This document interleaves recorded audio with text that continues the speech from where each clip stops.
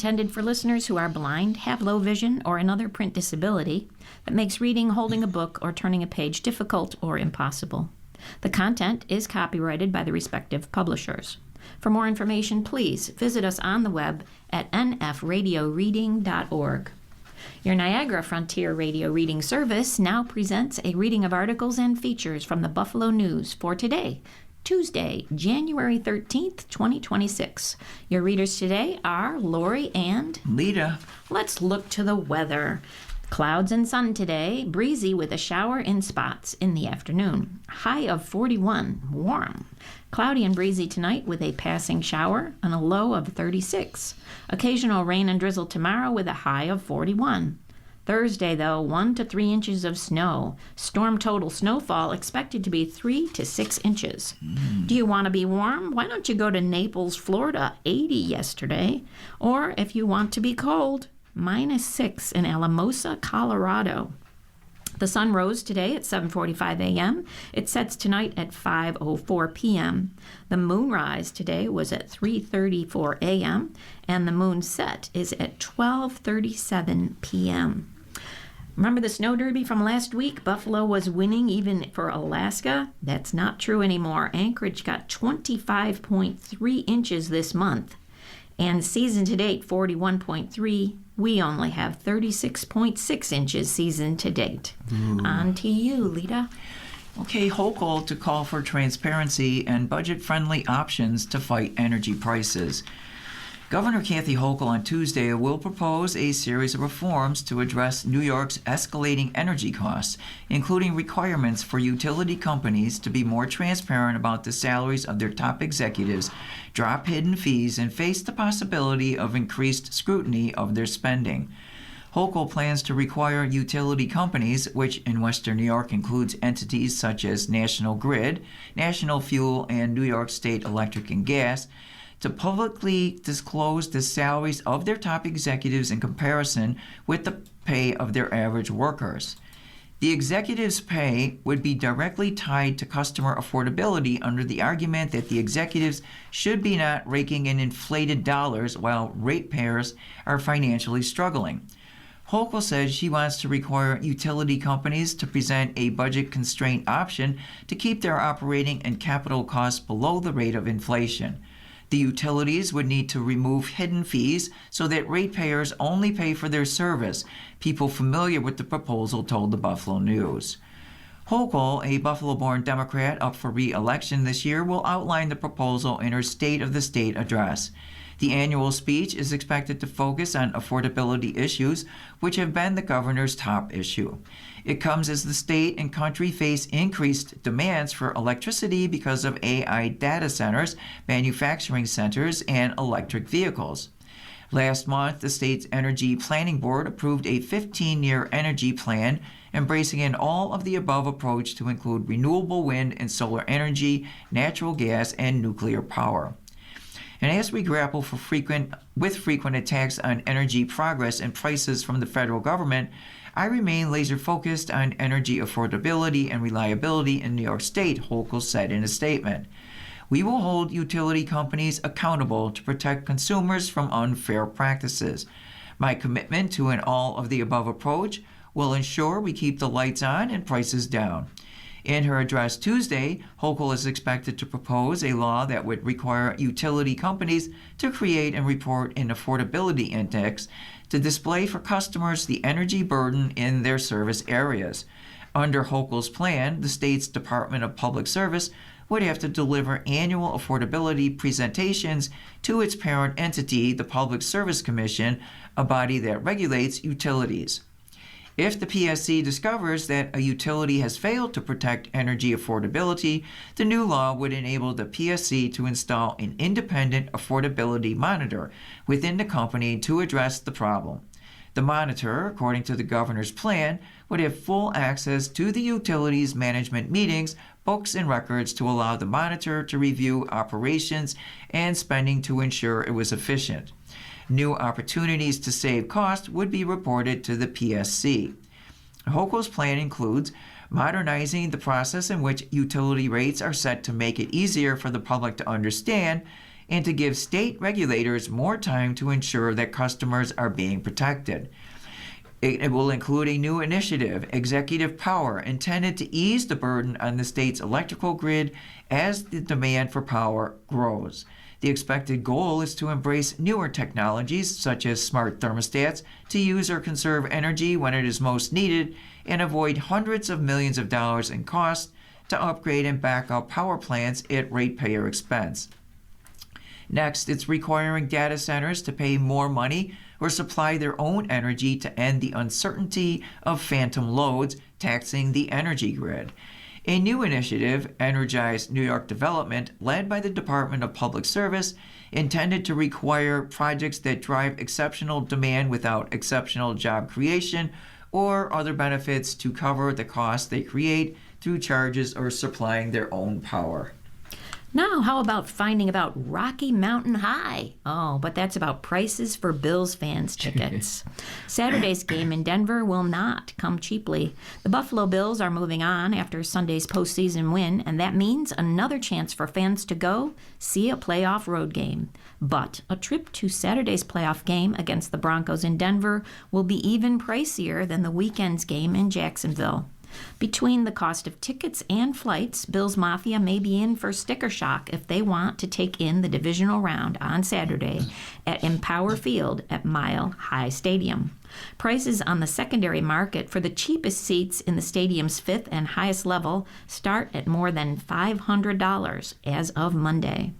And Bills fans are already jumping on flights. By Monday morning, direct flights on Southwest Airlines from Buffalo to Denver are sold out for both Thursday and Friday, and from Denver back to Buffalo on Monday. That is despite those flights not being cheap. A round-trip ticket from Thursday to Monday costs $1,100. Yikes. While Bills fans are among the most dedicated in the NFL, by the way they travel to road games, this game may be a stretch for the budget of many fans. Bills Mafia are known to travel very well, and they've turned away games into almost home games, said Nick Giamuso, president and CEO of Buffalo-based event ticket reseller VIPTix.com. That definitely plays a role in ticket prices. There are certain teams around the league, like Pittsburgh, Philadelphia, and Green Bay, that travel really well. So if those teams are playing, there's certainly increased prices. The game is scheduled for either at 4:30 p.m. or 8 p.m. on Saturday. The time will be determined after Monday night's wildcard game between Houston and Pittsburgh. Saturday's winner will advance to the AFC Championship game. Fans are definitely scooping up airfare, according to a spokesperson for AAA Western and Central New York. Excited Bills fans are ecstatic over the win in Jacksonville. Giamuso believes, with the game being on a Saturday and with an even shorter window to sell, it is unlikely that many more tickets will come into the market. The Broncos also have a loyal fan base that is less apt to give up their tickets, he said. Right now, there are about 2,500 tickets in the marketplace, according to Giamuso. He thinks Wednesday will be a telling day in determining whether prices will come down at all. I've had fans and clients that just want to buy now because they've already made travel plans and don't want to play that game, Giamuso said. The loyal fans are willing to pay to be there, and Denver is a neat place, a great city that has some great skiing. I have some clients planning to go to the game on Saturday and stay to ski on Sunday. In comparison, tickets are as low as $300 for other AFC divisional round games against New England and Foxborough, Massachusetts, according to online ticket reseller StubHub. In addition to Denver fans being less willing to give up their tickets, they also realize the propensity for many Bills fans to get to road games, and they're pricing tickets with that in mind. You already have the demand from the home side, and when you get that demand from the away team as well, ticket prices are just going to soar, Giamuso said. Unfortunately, that's the double-edged sword that the success of the Bills has had on ticket prices. Last week, ticket prices for the game in Jacksonville started high and went down a bit midweek when more tickets hit the market, but then shot back up significantly starting Thursday evening until nearly game time Sunday. Prices were as low as $250 for the cheapest tickets, but wound up reaching as high as about $400. I thought more tickets would come into the market for the Jacksonville game, and that's what happened. But with Denver, they are more of a storied franchise with a loyal fan base, Giamuso said. I don't believe Denver fans will be selling tickets as much, and there's an even shorter window to do it. There are multiple flight options to get from Buffalo Niagara International Airport to Denver International Airport, but the easiest ones were Southwest's non-stop flights. Most are now sold out, even with prices around $1,100. Fans who have not made their travel plans yet will likely need to look into flights with connections, which are available on multiple airlines with round-trip tickets starting at $600 as of Monday, according to AAA. Flights out of Syracuse are similarly priced, while fans in Rochester can expect to pay $500 and up for round-trip tickets with connecting flights, again, according to AAA. Prices are expected to only go up throughout the week. Last week, Bills traveling fan groups Fans of Buffalo booked a charter flight for Bills fans from Buffalo to Jacksonville, but will not be able to do something similar this week. Its packages for the Denver game include hotel, game tickets, game day transportation, and a tailgate party, but not the flight. Additionally, United Airlines wound up adding a nonstop flight to Jacksonville and back home to Buffalo last week. Typically, there are no direct flights from Buffalo to Jacksonville. Flights could be added out of Buffalo Airport again this week, with the demand once again so very high. The hotel may be the easiest part of planning a trip to Denver for the game. AAA says there are plenty of hotels available near the stadium, with rates ranging from $100 to $300 per night. The stadium is about 20 minutes from the airport. Unlike the Jacksonville game, driving for this road trip is not really an option for those fans looking to avoid the expense of flying to the game. From Buffalo to Denver, it's about 1,500 miles, and it would take about 22 hours. So those of you who want to do that, you've got some time. Get on the road. That's right. And by the way, the game is at 4:30 on Saturday, just in case you're interested. Great, thank you. Okay. After making threats, Trump says Iran wants to deal.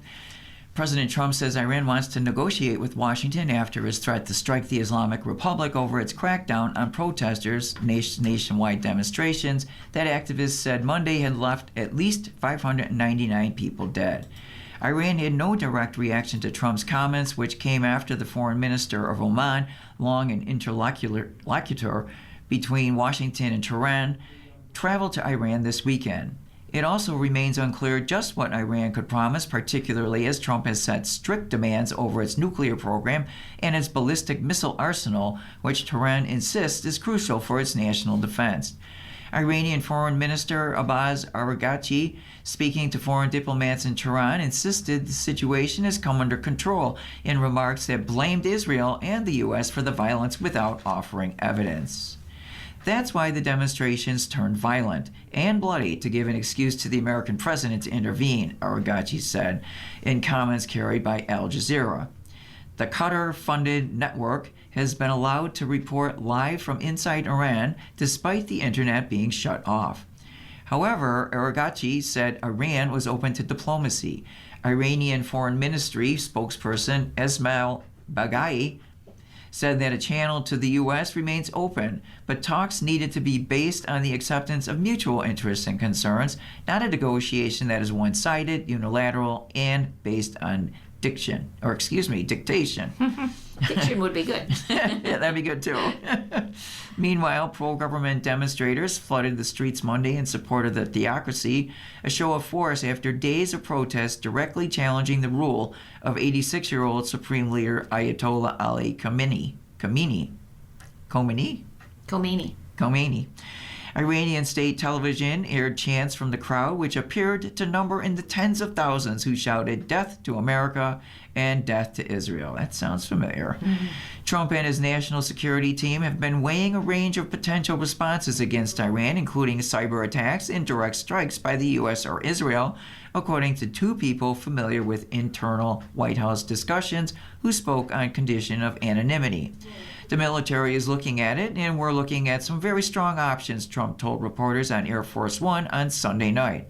Asked about Iran's threats of retaliation, he said, "If they do that, we will hit them at levels that they have never been hit before." Trump said that this administration was in talks to set up a meeting with Tehran, but cautioned that he may have to act first as reports of the death toll in Iran mount and the government continues to arrest protesters. I think they're tired of being beat up by the United States, Trump said. Iran wants to negotiate. Iran, through the country's parliamentary speaker, warned Sunday that the U.S. military and Israel would be legitimate targets if Washington used force to protect demonstrators. More than 10,600 people also have been detained over the past 2 weeks as they protest, said the U.S.-based human rights activist news agency, which has been accurate in previous unrest in recent years and gave the death toll. It relies on supporters in Iran cross-checking information. It said 510 of the dead were protesters and 89 were security force members. The Associated Press has been unable to independently assess the toll, and Iran's government hasn't offered overall casualty figures. Those abroad fear the information blackout is emboldening hardliners within Iran's security services to launch a violent crackdown. Protesters flooded Tehran's streets and its second-largest city on Saturday night into Sunday morning. Online videos purported to show more demonstrations Sunday night into Monday, with a Tehran official acknowledging them in state media. You're listening to a reading of today's Buffalo News on your Niagara Frontier Radio Reading Service. The time is 16 minutes after the hour. Cuba says no talks with U.S. are happening after Trump's threat. Havana.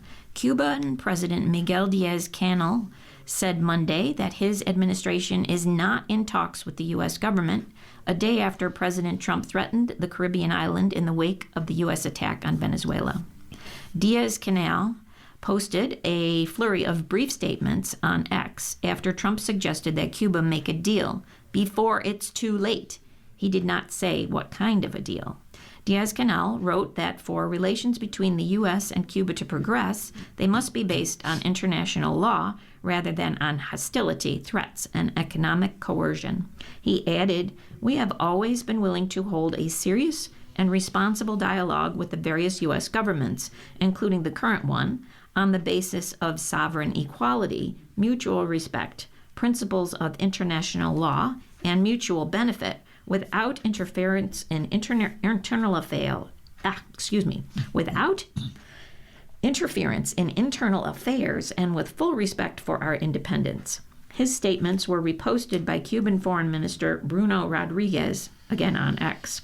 On Sunday, Trump wrote that Cuba would no longer live off oil and money from Venezuela, which the U.S. attacked on January 3rd in a stunning operation that killed 32 Cuban officers and led to the arrest of President Nicolas Maduro. Cuba was receiving an estimated 35,000 barrels a day from Venezuela before the U.S. attacked, along with some 5,500 barrels daily from Mexico and roughly 7,500 from Russia, according to Jorge Pinon of Energy Institute at the University of Texas at Austin, who tracks those shipments. Even with oil shipments from Venezuela, widespread blackouts have persisted across Cuba, given fuel shortages and a crumbling electric grid. Experts worry that a lack of petroleum would only deepen the island's multiple crises. The situation between the U.S. and Cuba is very sad and concerning, said Andy S. Gomez, retired dean of the School of International Studies and senior fellow in Cuban Studies at the University of Miami. He said he sees Diaz-Canel's latest comments as a way to try and buy a little bit of time for the inner circle to decide what step it's actually going to take. Gomez said he doesn't visualize Cuba reaching out to U.S. officials right now. They had every opportunity when President Obama opened up U.S. diplomatic relations, and yet they didn't even bring Cuban coffee to the table, Gomez said. Of course, these are desperate times for Cuba. Michael Gallant, Senior Research and Outreach Associate at the Center for Economic and Policy Research in Washington, D.C., said he believes Cuba might be willing to negotiate. Cuba has been interested in finding ways to ease sanctions, he said. It's not that Cuba is uncooperative. Gallant said topics for discussion could include migration and security, adding that he believes Trump is not in a hurry. Trump is hoping to deepen the economic crisis on the island, and there are a few costs to Trump to try and wait that out, he said. I don't think it's likely that there will be any dramatic action in the coming days because there's just no rush to come to the table. Cuba's president stressed on X that there are no talks with the U.S. government except for technical contracts in the area of migration. The island's communist government has said U.S. sanctions cost the country more than $7.5 billion between March of 2024 and last February. And in a poll, more Americans say they're political independence. Americans are increasingly rejecting the two major political parties, according to new polling. Just under half, 45% of U.S. adults identify as independents, a new Gallup survey found. That's a substantial shift from 20 years ago, when closer to one-third of Americans said they didn't identify with Democrats or Republicans. This group appears increasingly to be driven by unhappiness with the party in power, according to Gallup's analysis. That's a dynamic that could be good for Democrats in this year's midterms, but doesn't promise lasting loyalty. Independents have gravitated toward the Democrats over the past year when asked which party they lean toward, Gallup found, but attitude toward the party hasn't gotten warmer. That suggests that the Democrats' gains are probably more related to independents' increasingly sour view of President Trump.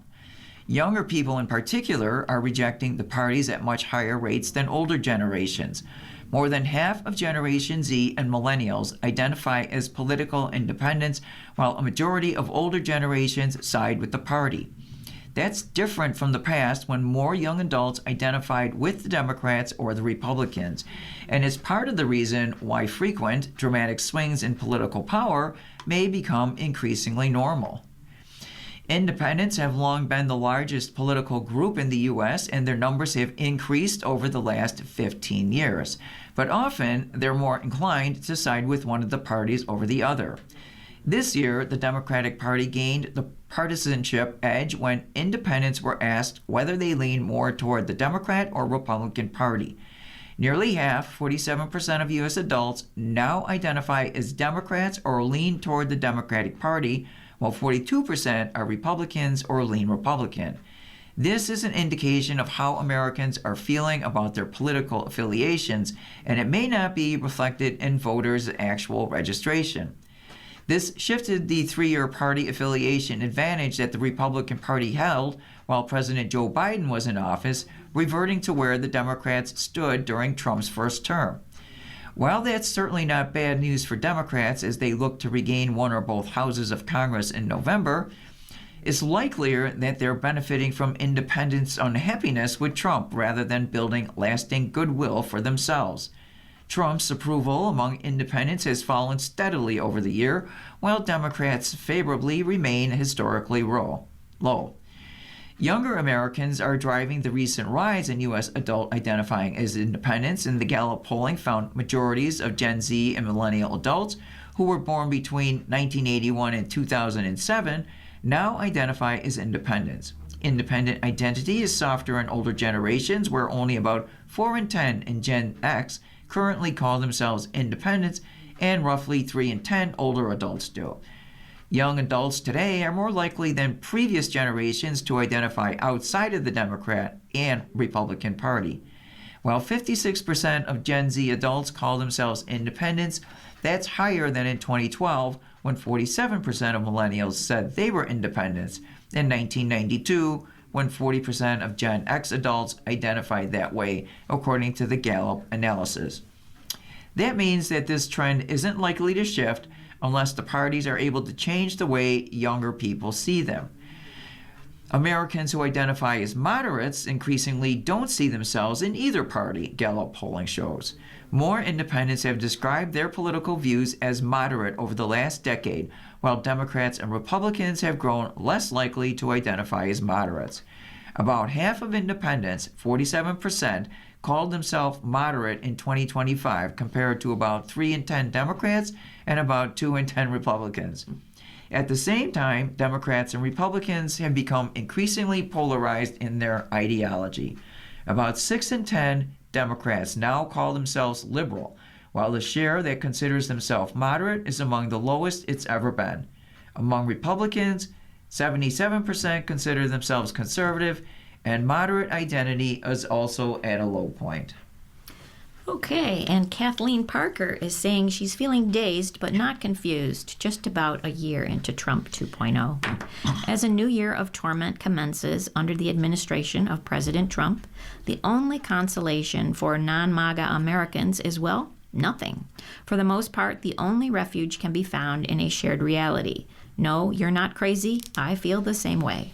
Whether it's the unsanctioned usurping of Venezuela's government with the nighttime kidnapping of President Nicolas Maduro, or the fatal shooting in Minneapolis of a 37-year-old U.S. citizen by an immigration and customs enforcement agent, life just feels out of control and dangerous. But what can you do, and what's next? Are we going to war with Mexico? Trump has said that drugs are pouring through Mexico, so we're going to have to do something. Are we going to invade Greenland? Trump says annexing Greenland is a national security necessity. And what about NATO? Are we abandoning Europe? Trump isn't just isolating the United States from our allies, he's creating a political divide at home that is becoming an irreparable chasm. Social media brims with comments such as, "I voted for this," as Trump does the next worst thing. Meanwhile, more rational Americans feel paralyzed in a hellish limbo. Trump is making them feel crazy because no one can do something is saying any. Making them feel crazy because no one who can do something is saying anything. To its credit, the Senate did just advance a largely symbolic measure to block further military action in Venezuela by Trump. We've watched a full year of Trump 2.0 with no reprieve in sight. It always starts with the small stuff, renaming the Gulf of Mexico to the Gulf of America, paving over the Rose Garden, demolishing the East Wing, and recently adding his name to the Kennedy Center. It's all designed to numb us for bigger stuff. The Republican-controlled Congress ought to be ashamed. If the cats got their tongue, they need to go home and hug their blankies. To paraphrase Mayor Jacob Frey, Democrat, who told ICE to get the F out of Minneapolis, your presence is no longer required. My fear is what Trump's Rasputin, Stephen Miller, will come up with next. He recently told CNN's Jake Tapper, "We're a superpower, and under President Trump, we're going to conduct ourselves as a superpower." Tapper later said, "I don't even know honestly what you're talking about right now. I'd translate it as, stay out of our way." As in Renee Nicole Good, the woman who tried to drive away but was shot to death by ICE, Homeland Security Secretary Kristi Noem defended the agent as doing his job, contrary to what we can see with our own eyes. Witnesses say there is no threat. Minnesota Governor Tim Walz urged people not to buy the government's propaganda, while the president accused Good of trying to run over the agent. Trump, we've been told, is second to none in supporting law enforcement. But then why did he pardon or commute the sentences of more than 1,500 criminals who attacked and traumatized Capitol Police officers in the January 6th riot? Swooping into Venezuela ostensibly to stop the flow of drugs to America, only to commandeer the country and its oil supplies, is equally farcical when, just last month, Trump pardoned former Honduran President Juan Orlando Hernandez, who had been sentenced to 45 years in prison for conspiring with traffickers to funnel at least 400 tons of cocaine into the U.S. If democracy suddenly erupts in Venezuela, I'll run a correction. So yes, I'm dazed but not confused. My only consolation has come, not surprisingly, from a comedian. Dave Chappelle, in his Netflix special, The Unstoppable, which was performed in October in D.C., makes one feel briefly sane. A part political rant mixed with some gratuitous raunch, the 75-minute show featured a chain-smoking Chappelle delivering brutal truths about today. I was impressed by the empathetic moment of solidarity with the audience. If you're feeling like things are weird now, he softened his tone, you are not alone. Well, thanks for that, Dave, and also for reminding us that humor is the antidote to horror, which perfectly explains why Trump, after attacking the fake media through his first term, seized on comedians in 2025. For what it's worth, you're not alone if you feel like the world is crashing around you. And if you've read this far, you're probably not crazy. Our only recourse will soon be within our sights, the midterms. And just to describe the editorial cartoon here, we have the Buffalo Bills offense crushing the Jacksonville defense. And on the back of the jerseys of the Jacksonville team is not the names, but doubters and those who didn't believe. And it says the Stampede. You have a stampede of buffaloes just pushing everything forward. And hopefully that happens in Denver, too. Mm-hmm. And you are listening to a reading of today's Buffalo News on your Niagara Frontier radio reading service, and the time is 29 minutes past the hour. And from Susan Estridge today, we have the White House turns to whitewashing January 6th riot. When he entered the camps for the first time, General Dwight D. Eisenhower insisted that photographers create a full record of the atrocities, lest future generations deny that it had happened, which hasn't fully stopped the deniers. On January 6th of 2021, we all saw an insurrection directed at our democracy. It was on live television. Those who bore witness continue to remind us, which hasn't stopped the president from denying that it happened. In a guest essay in the New York Times, Representative Jamie Raskin, a Democrat from Maryland, writes of the horrors that took place at the Capitol, how the rampaging mob drove members of Congress out of our chambers, conducted a search and destroy mission for the mahogany boxes containing Electoral College votes, and prepared a gallows on the Capitol grounds for the vice president as they hunted him down, chanting, "Hang Mike Pence." And of the Capitol Police who put their lives on the line to protect our democracy, he describes how one Daniel Rodriguez repeatedly plunged a stun gun into the neck of Officer Michael Fanone, F-A-N-O-N-E, as the mob chanted, "Kill him with his gun." The officer, who was not even on duty that day but had rushed to the Capitol to help, suffered a heart attack and traumatic brain injuries. The judge in the case called Rodriguez a one-man army of hate and sentenced him to more than 12 years in prison. President Trump pardoned him. Or consider Patrick McConney III, who used a stolen police riot shield to crush Officer Daniel Hodges in a metal doorframe, leaving him trapped, bleeding, unable to breathe, and crying for help. The judge, a Trump appointee, described McConney as the poster child for all that was dangerous and appalling about the January 6th riot and sentenced him to more than 7 years in prison. President Trump pardoned him too, along with all the others. Then he turned around and fired or demoted all the federal agents and prosecutors who worked on the January 6th investigation, as if it never happened. This year, the White House unveiled a new website about January 6th, which blames the riot on the Capitol Police and Nancy Pelosi. Forget what you saw with your own eyes. On the official White House website, the history of January 6th has been replaced by lies. Discover the real January 6th story: peaceful protest turned tragedy, deep state entrapment, media deception, and President Trump's triumphant pardons. Are we so far apart that we cannot agree on what our eyes can see, what hard evidence establishes? The mainstream media that covers the new White House website were careful to point out all the mistakes. But so what? We used to say that today's paper wraps tomorrow's fish. Now it just disappears. The official White House website and the myriad conspiracy theories that float around it live a life of their own on social media. There are not two sides of the story of what happened on January 6th, any more than there are two sides of what happened in the Holocaust. There is what television and surveillance cameras captured on January 6th and what happened in court across the country when the president tried to prove that the election was stolen. There is truth, and there are lies.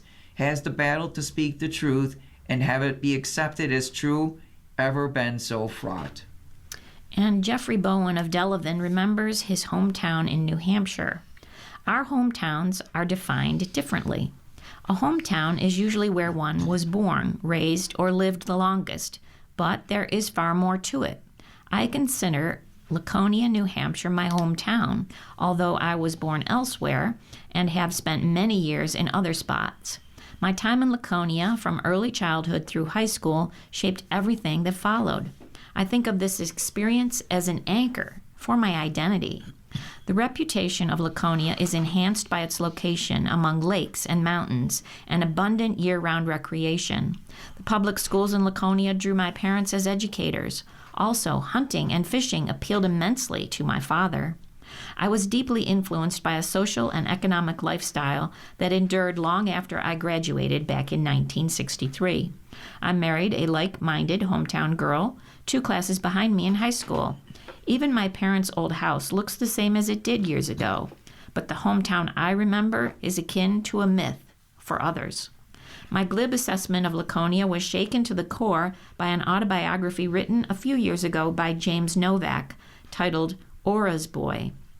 A reference to the author's penurious mother, the book details the challenging, mostly impoverished childhood of a boy growing up in the relatively poor French-Canadian Catholic neighborhood where street smarts were far more important than school. Novak described many events he and I both witnessed around the town, including motorcycle races, Boy Scout hikes, skiing at Belknap Mountain Recreation Area, and swimming lessons. He learned to swim at a park where I became a lifeguard a decade later. Novak skirted poverty constantly, had few clothes, and often went hungry. Our experiences were separated by just a few years, but our realities were worlds apart. He learned about life by finding many odd jobs and tried to make ends meet with no parental help. I led a privileged existence. My father was the junior high school principal, and my older sister was junior prom queen. Novak could not even afford the clothes to attend a school dance. The contrast reminds me that every hometown experience uniquely reflects the socioeconomics, culture, family life, and personality of the individuals who grew up there. Novak was a feisty, resourceful character who joined the Air Force upon graduation and became a high-ranking procurement officer. He took to the discipline and opportunity of military life. I did not. My own Air Force service was an enlistment that delayed my pursuit of a career in educational research and administration. They say you cannot go home again, but the evidence is mixed. Many of my classmates never left. Novak eventually married a hometown girl and moved into a beautiful summer home down the road from my childhood residence.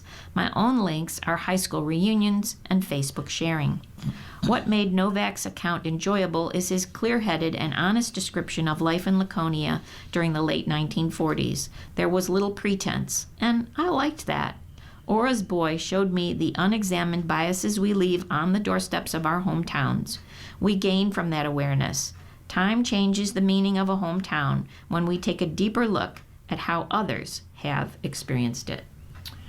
And opportunistic pricing damages public trust. Gas stations, pharmacies, and other venues should consider that charging most when people have no choice erodes trust and fairness in our everyday economy. Across America, prices for basic goods and services often feel untethered from fairness. A 28-ounce bottle of Gatorade that costs $1.72 at Walmart can easily be doubled that at a gas station. A weary traveler arriving late at night may find hotel rates surge simply because they have no choice but to stay.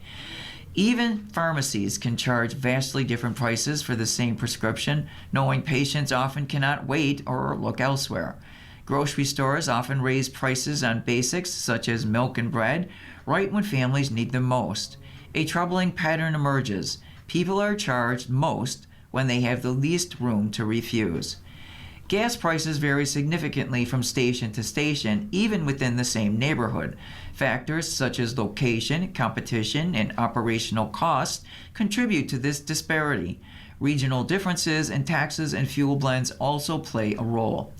According to the U.S. Energy Information Administration, prices at gas stations are often highest in areas with fewer stations, and even nearby stations may have different traffic patterns, rent, and supply sources that influence pricing. Pricing practices guided solely by advantage leaves many behind: working families, single-parent households, and students. Economists and consumer advocacy groups have noted that unpredictable and exploitative pricing deepens public frustration and harms trust in businesses. Profit is vital, but it should never eclipse humanity. Businesses hold immense power in shaping society, yet the truest measure of their success lies in fairness, trust, and moral stewardship. When companies exploit necessity, they weaken the social fabric that allows commerce and communities to flourish. Conversely, when they price with integrity and respect, They inspire loyalty, uplift those in need, and reinforce the ideas that ethical business and profitability are not mutually exclusive. Fairness is not an obstacle to profit. It is the foundation of a resilient, just, and prosperous society. And that was submitted by Akbar Susom, S-U-S-O-M, and he's an IT engineer at Guthrie Clinic, a former doctoral student at Baylor University, and a past college faculty member. Today's editorial, Vaccines Work. Residents should pay attention to public health experts and get their flu shots. Those who haven't should get a flu shot. Those who have gotten their shots deserve our thanks. They have helped in protecting not just themselves, but young children, pregnant women, people with chronic medical conditions, and members of our senior community. As flu rates surge, more people are falling ill. Influenza cases and hospitalizations in Western New York have continued to rise, at 294 for the week ending January 3rd, up more than 34% from 219 in just the prior week. As reported by the News' John Harris, the flu is wreaking havoc in Erie County, where flu hospitalizations total 810. In 2024-25, the county recorded just 1,582 influenza hospitalizations over the entire 33-week season, while the highest weekly total in the 2024-25 season totaled 118 hospitalizations for the flu. The 294 weekly hospitalizations recorded on January 3rd is 2.5 times higher. It's a bad flu season, bad enough that Erie County public health officials urged residents to reserve hospital visits and ambulance transports requests for true medical emergencies. Yes, flu symptoms do cause sufferers to feel miserable, but they can be treated at home. State Health Commissioner Dr. James McDonald said, "This is going to be a long and hard flu season." He urged vaccination, adding that if someone gets the flu, prescription treatment is recommended within the first 48 hours. Flu vaccination rates are lower than in past years, with New York State's population coming in at 24% this season, according to state data. Erie County is only slightly better at 27%.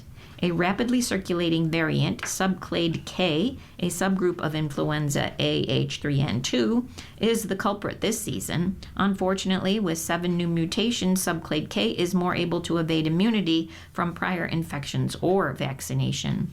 Still, doctors say the flu vaccine provides good protection against severe illness, including hospitalization from subclade K. The flu is taking the spotlight away from COVID-19 and respiratory syncytial virus, RSV. Also serious concerns that should be addressed with vaccination. On that note, New York State is wisely maintaining its own vaccine guidelines in the face of ill-advised, even destructive directives coming from the Trump administration's medically untrained Health Secretary Robert F. Kennedy Jr.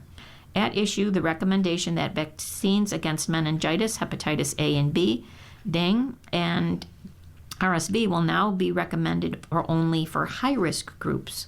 Medical experts have strongly criticized the administration's actions to reduce universal childhood vaccine recommendations as dangerous and unscientific. The Washington Post reported that vaccine experts at the Center for Disease Control and Prevention were blindsided by a top deputy to Kennedy for the decision to unilaterally overhaul the childhood immunization schedule. Bravo, New York, for rejecting new federal recommendations to reduce vaccines for children and for following science, not politics, in guiding public health policy. Bad advice coming from the administration will not further science, nor keep people protected from illnesses once considered waning in their deadly power. Bloomberg opinion columnist Lisa Jarvis, in a piece recently published in this newspaper, is correct in pinpointing the misguided nature of the administration's recommendation and in emphasizing Kennedy's decade-long project to amplify doubt and confusion about the safety, necessity, and availability of vaccines, one that will ultimately put everyone at risk from preventable diseases as more parents turn away from routine shots. Instead of spreading misinformation, especially in the face of these surging flu rates, the message from Washington should be to get vaccinated. Instead, that sensible leadership has been left to New York State. And with a nod to Damar Hamlin, Hochul is wanting to increase access to defibrillators. Governor Kathy Hochul today will propose the creation of a statewide registry that would identify the location of every automated external defibrillator, or AED, in New York to help emergency dispatchers better guide bystanders to the life-saving equipment. Under Hochul's plan, the state would get rid of red tape restrictions considered outdated on the installation of AEDs, which can be used to revive people experiencing cardiac arrest. Instead, Hochul would establish the state's first AED registry to provide the dispatchers with the most precise information of the devices, which also would be accessible through a mobile app. In a multifaceted plan to stop sudden cardiac events that represent one of the state's leading causes of death, Hochul intends to build on an existing program at the University at Buffalo. The state would establish regional training hubs so municipalities across the state would know how to use AEDs, and bystanders could learn hands-only chest compression techniques to perform CPR, according to people with knowledge of the governor's proposal. Hochul, who will outline her plans in her State of the State address today, highlighted the incident on January 2, 2023, when Buffalo Bills safety Damar Hamlin experienced cardiac arrest during a nationally televised game in Cincinnati. The Bills staff, who had an AED and other tools, were able to spring into action to save Hamlin, who is still playing for the Bills. As we saw 3 years ago, immediate intervention from the Buffalo Bills medical staff saved Damar Hamlin's life, Hochul, a Buffalo resident and Bills fan, said in a statement. Every New Yorker and child deserves the same care. By increasing CPR training and AED prevalence statewide, we're equipping all communities around the state with the resources they need to jump into action and save lives when faced with sudden cardiac emergencies. Hochul is also expected to call for investments to self-direct CPR training kiosks and AED placements. The governor is expected to note that survival from cardiac arrest often depends on whether help arrives in the first few minutes. While the state has made progress increasing access to AEDs and training of CPR in schools and youth programs, the governor noted that many communities still lack widespread access to AEDs. Last year, Senator April Baskin, a Democrat from Buffalo, introduced a bill to require school districts to create cardiac emergency response procedures in their existing safety and preparedness plans. Baskin's cousin, Deisha Sanders, 12, experienced heart complications and collapsed during a practice with the Hoover Middle School modified basketball team on the 7th of January back in 2009. And she was taken to Kenmore Mercy Hospital, but she died from cardiac arrest. Baskin said that an AED had been in the school on the night her cousin died, but was locked away. Eesh. Hochul signed the bill into law in July at the Bills training camp. And Oxford Pennant is moving from Main Street to Larkinville. Its business partners include everyone from the Buffalo Bills and Delaware North to Nike, Star Wars, Google, and the Rolling Stones. Now their neighbors will include Hydraulic Hearth, KeyBank, and Swan Street Diner. Oxford Pennant is leaving its current 4-floor space at 810 Main Street for new digs at 775 Seneca Street, the company said on Monday. The niche company, which makes wool felt pennants, flags, and banners, said it has outgrown its current space because of growing demand for its trending products, which have recently included collections for music superstars Weezer and Joni Mitchell. The new spot opens up production capacity, improves workflow, and supports long-term growth, the company said. All Oxford Pennant products are designed and made in Buffalo. Buffalo has been wonderful for Oxford Pennant, providing us with incredible creative talent that produces a one-of-a-kind product in high quantities every day. Dave Horish, president and co-founder of Oxford Pennant, said in a statement, I can't imagine being this successful in any other city. In addition to the tight quarters on Main Street, other problems were creeping in. Steady and rising crime in Oxford Pennant's current neighborhood was putting strain on the business as well as its people. The owners were shaken by the double murder of Allentown artists Mickey Harmon and Jordan Salato in March, and noted that crime downtown was beginning to be more of a problem. The company has had to deal with vehicle break-ins and disruptions from people trying to enter their building. There was also the sense of feeling alone on the block because most of the businesses around it had closed, and momentum in building a vibrant downtown has stalled. This used to be a place where people could come in and we could just open the door for them, but it's starting to turn into a fortress because of what's happening in the downtown area, Horish told the Buffalo News in May. It's difficult to focus on your day when you have these kind of interruptions. The new location in Larkin Square is a former 1890s grocery store, a two-story brick building recently bought by Larkin Development. It was recently home to Customs Canvas Manufacturing Company, a maker of awnings, tents, and tarps, which has since closed. In its current space, the company produces about 250,000 pieces per year, but the new building is expected to help the company be more efficient, improving workflow and allowing the company to produce more. I am committed to Buffalo as our company's home and feel a great deal of pride and honor in joining the Larkinville community, Horish said. I expect many happy years in our new neighborhood. The nearly $6 million company was started about 13 years ago when Horish and partner Brett Mickle were in their 20s. After a period of explosive growth during the pandemic, the company hit a growth ceiling. When things leveled off, the company eliminated 12 jobs, 6 full-time and 6 part-time workers. At the time, it put worker ranks at 43 people. It is now at 47. They are an exceptional tenant fit as they both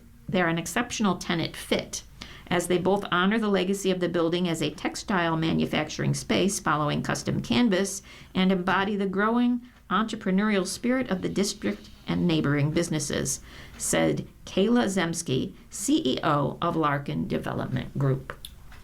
And as part of our newspaper reading, we now present the day's death listings. If you need further information on any of these names, please call us at 716-821-5555. That's 716-821-5555. Dolores May Ashbury. Paul J. Hutchie Chojinski. Raymond C. Haynes. Rosemary Halloran, Nee Marshak. Jean M. O'Leary, Nee Liberty. Elizabeth M., known as Mary Rosina, Nee Jenkin. Gallagher Elaine. Dr. Kenneth Krakow. Conchetta Pace, Nee Marchese. And I'm going to just spell this name. Ira Striejeewski, Strajewski, maybe. And Joyce E. Lewandowski, Nee Crutchfield. Warren C. Pietz, Pietz, known as Skip. And if you need further information on any of these names, please call us at 716-821-5555. That's 716-821-5555. Time to look to the stars. Happy birthday for Tuesday, January 13th.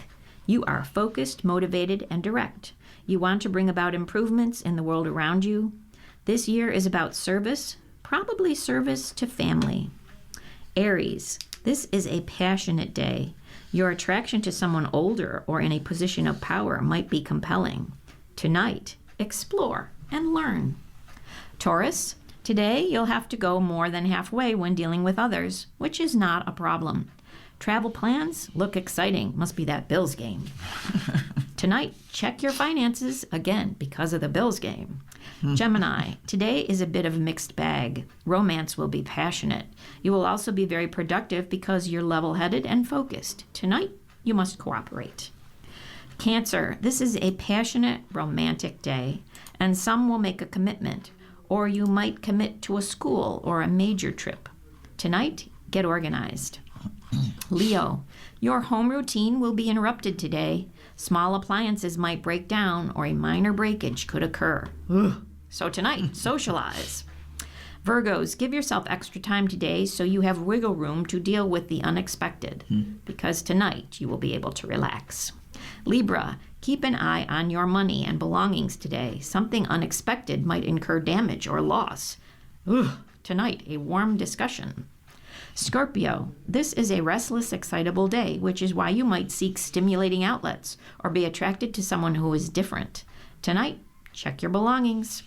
Sagittarius, this is a restless day for you. However, it's also positive, a sensible day.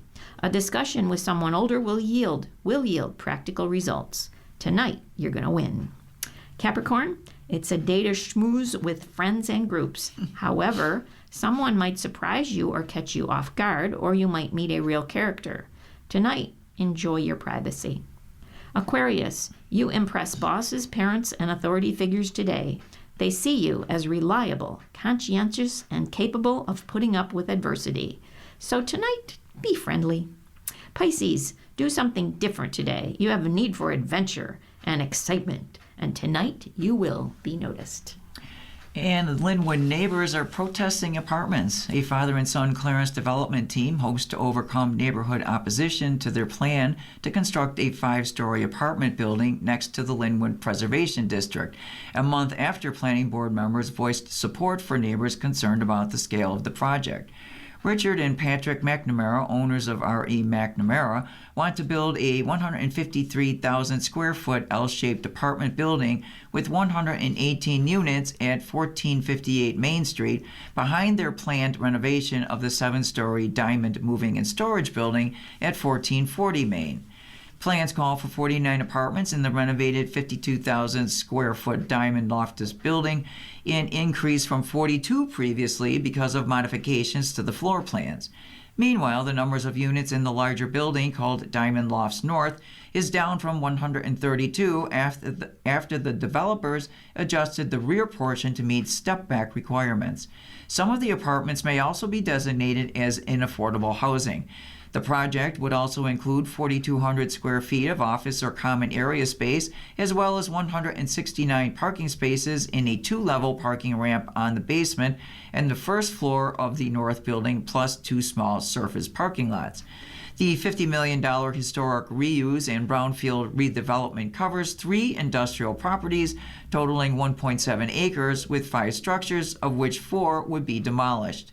It is carved around the former police precinct number 6 building at 1446 Main, which was sold by the city and is not part of the project, despite repeated efforts by the McNamaras to purchase the site for as much as $600,000. The height of the new building at 5 stories and 65 feet complies with the Green Code, but its proximity to neighbors in Linwood Avenue have sparked concerns last month because it would tower over their homes and backyards, which they said would affect their views, block sunlight, and harm their privacy and security. We welcome development on Main Street, but we feel it needs to be the right kind of development, said Margaret Porosky of Linwood Avenue, who complained in December that the developers have provided glossy renderings of the buildings from the front, but not from neighborhood backyards.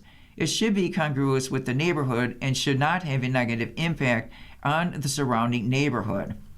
The project obtained needs variances from the Zoning Board of Appeals last month, including for a small trash room tower on the roof. Project attorney Sean Hopkins acknowledged the concerns of neighbors at the last planning board meeting, but said the developers have made efforts to work with neighbors and have done everything they can. The board was scheduled to consider the project again on Monday. And you're listening to a reading of articles from the Buffalo News for Tuesday, January 13th on your Niagara Frontier radio reading service. We'll return for more readings after this short break. Your readers today are Lori and Alita.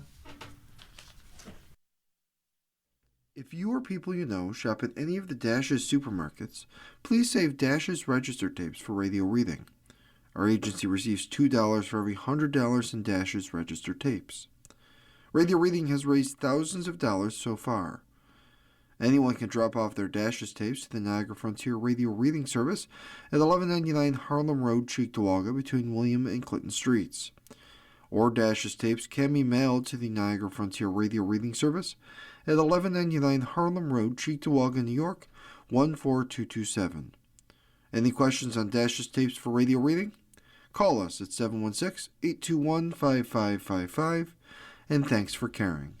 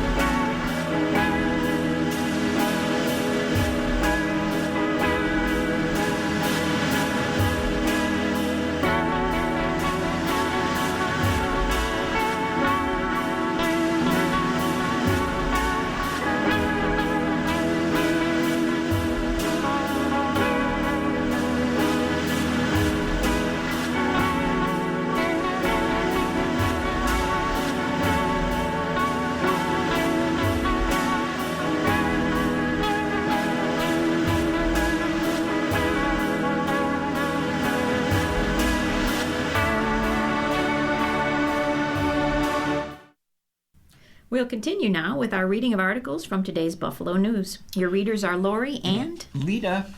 And the Erie County Legislature presses for answers on why African American Culture Center was overpaid by $352,000. An Erie County Legislator wants more information about how and why the county paid out an extra $352,000 to an organization that was known to be struggling financially and in a leadership crisis. Legislator Taisha St. Jean Tard, Democrat of Buffalo, raised the issue with the county over a scathing report on the African American Culture Center issued by County Comptroller Kevin Hardwick's office in December. Hardwick's report concluded that the organization had been overpaid by $352,427 in county grants from 2020 to 2022. Furthermore, the document said that the Cultural Center, which operates the Paul Robeson Theater and other programs, could not provide any financial statements, credit card statements, payroll documents, or other information that would document any of its spending during the audit period. Hardwick said the matter was serious enough that it should be referred to law enforcement. Hardwick said Monday he met with members of the Cultural Center's leadership. In an email to the news, Hardwick said he is convinced that the group's current leadership is trying to find the missing documents that led to the alarming report. He described the meeting as a cordial and collaborative exchange. It is clear to me, it is clear to me that the organization is working to try and track down information to substantiate their previous expenditures. I am committed to helping this organization recover those documents, Hardwick said in a statement. The Cultural Center declined to comment to the news. The report submitted to the county legislature last month acknowledged that the Cultural Center has been in turmoil. A past director has accused former staff and board members of pilfering documents and potentially mismanaging funds. Hardwick said he recognized that its current leadership was not responsible for those past actions. In a news release, St. John Tard said the matter should be approached with accuracy, context, and accountability. It is important to be clear. Funding of this nature requires approvals from multiple entities and checkpoints, she said in a statement. If concerns exist, there would be numerous opportunities for intervention long before now. This did not happen, and that failure should be acknowledged honestly.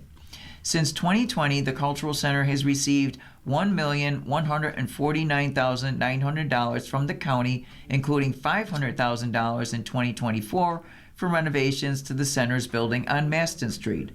But the December 2025 audit found that funding requests from the Cultural Center did not comply with the guidelines established in the county's application for cultural grants. If it had, Hardwick's audit said, the group would have been entitled only to a total of $218,000 between 2020 and 2022, resulting in an overpayment of $352,427. Erie County Executive Mark Poloncarz asked the New York State Attorney General's office to conduct an independent review of the Cultural Center. Poloncarz told the news last week that the organization didn't receive any county funding in 2025 and was not budgeted to receive any in 2026.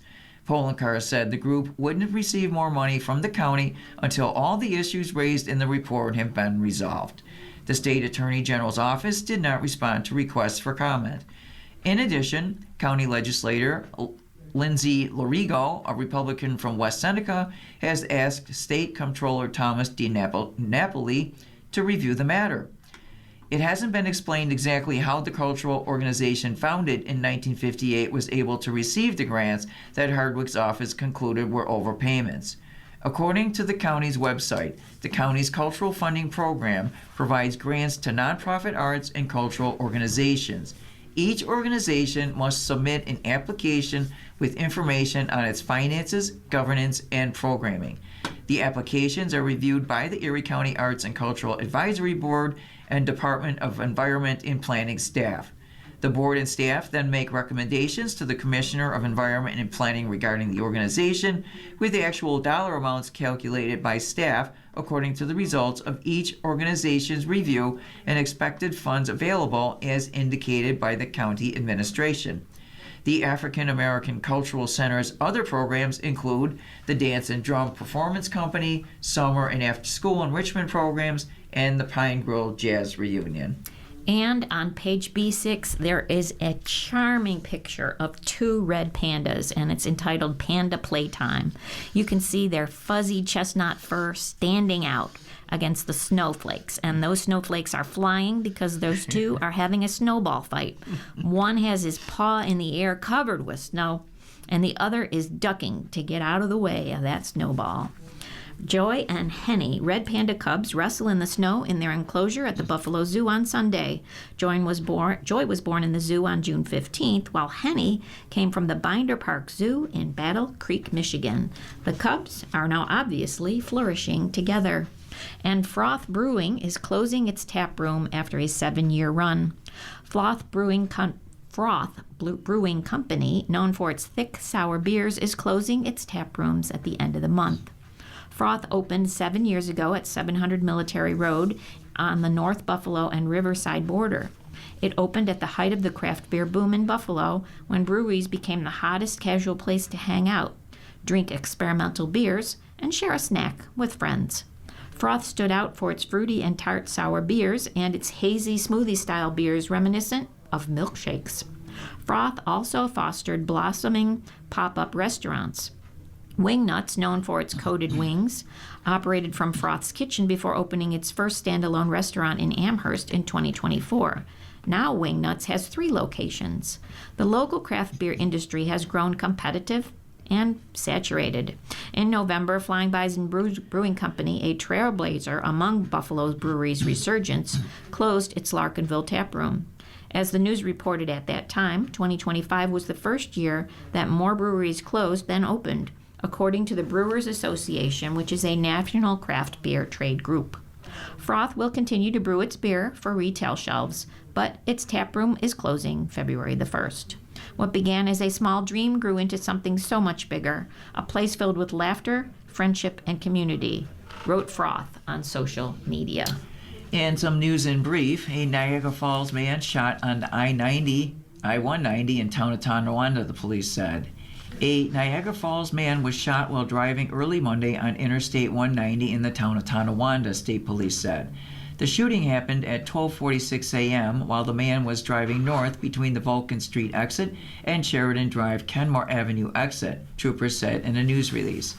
A vehicle pulled up next to the victim's vehicle and fired shots that hit the driver, who continued driving to Niagara Falls Memorial Medical Center as a passenger in his vehicle called 911.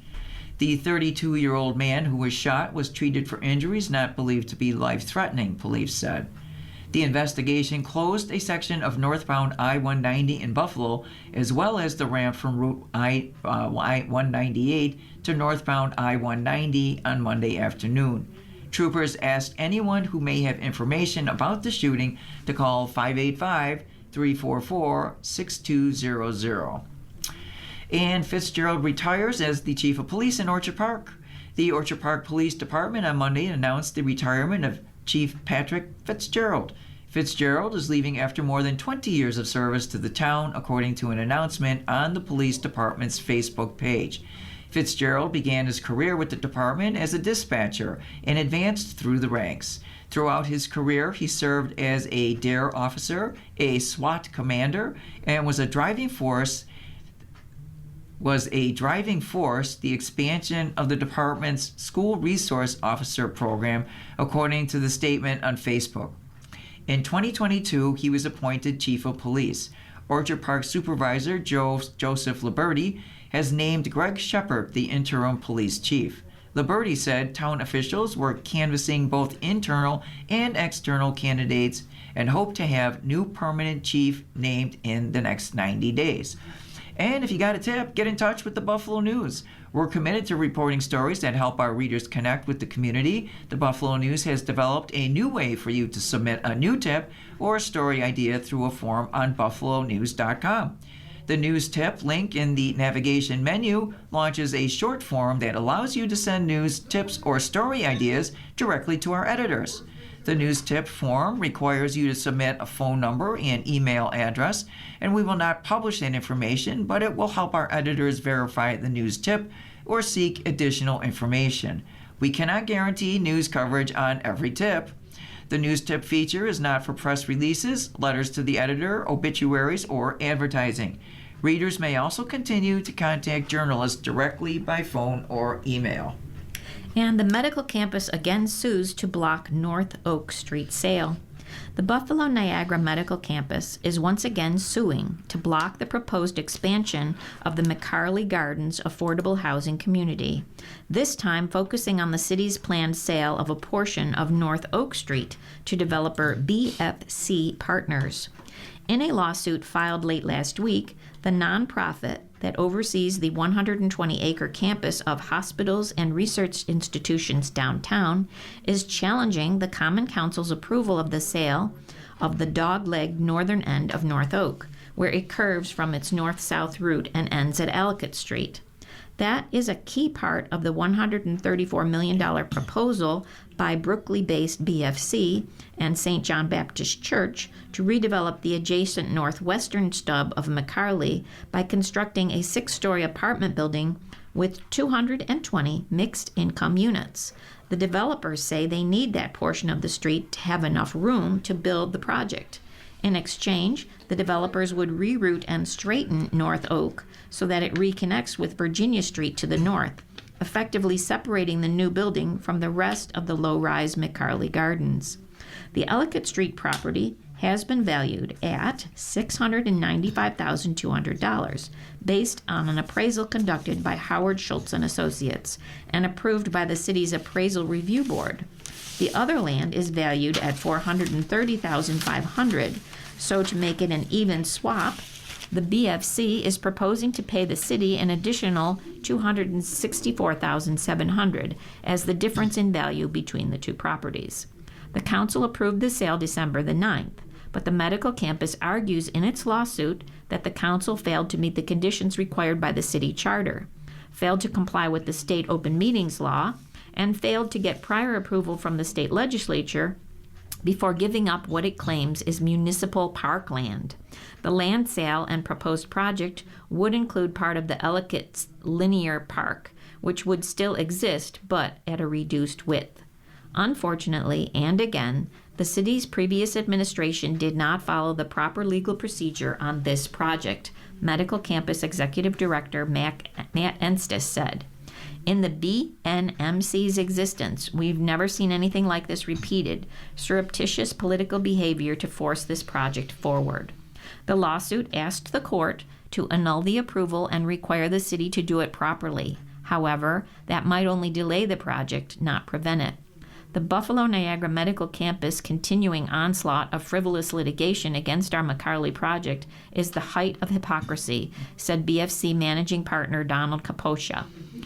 At issue is the second phase of the McCarley Gardens redevelopment involving construction of the 265,680 square foot building on a 1.6 acre stub of McCarley at the corner of Virginia and Ellicott Streets.